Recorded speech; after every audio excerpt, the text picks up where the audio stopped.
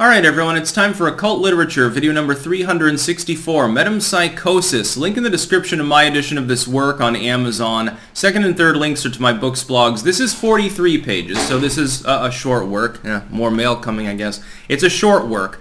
It is extremely dense, heavily footnoted, and it has a full appendix that explains all of the footnotes, usually for citation purposes. And of course, metempsychosis, the transmigration of the soul, the concept that there is something beyond the body, and it's capable of maintaining its selfness, its form, or its function at least, across lives, etc. Reincarnation, resurrection, these various concepts of afterlife and things similar that are attendant to the concept of being alive versus being dead, important concept, mostly in Hinduism and Christianity, specifically in this work, and earlier pre-Christian paganism, a la Greece and Rome.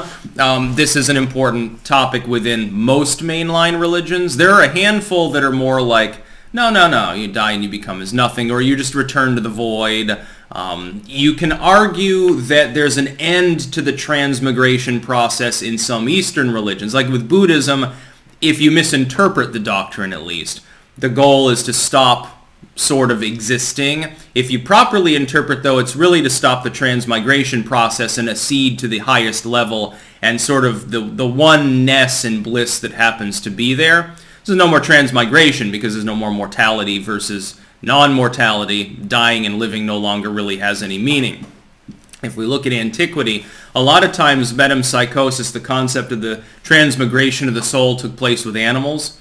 And with different kinds of judgment. That comes mainly from the Sumerian, Babylonian, Egyptian sort of complex. It's adapted out of Babylon in part by the Jews. It becomes readapted for Christendom into Catholicism, readapted again into the Protestant faith, readapted again into Mormonism, and so forth. I like the concept of the psychopomp, which is in some ancient cultures, especially the idea of birds.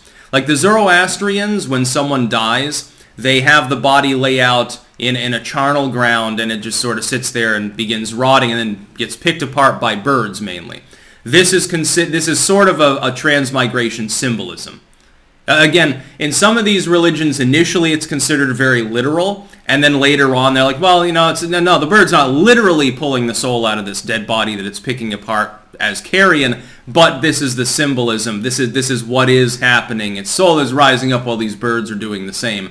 And it's sort of very interesting when you think about it. This doesn't touch on that religion. Again, it's mainly the European pagan groups, Christendom after that, Hinduism in this particular work, mentioning Plotinus and Empedocles and some of these other perennial figures on the topic, of course, from ancient philosophy, speaking at length on this basic topic. Really good little work.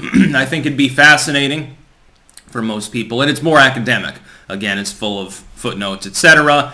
This is more of a dry academic historical work as opposed to being more on the literal side of the occult. I know there are some people that prefer both of these. So again, link in the description of my edition of this work on Amazon. Second and third links to my books, blogs. Highly recommended. One of the better works that I've edited, especially within the academic category. That's about all. Peace out.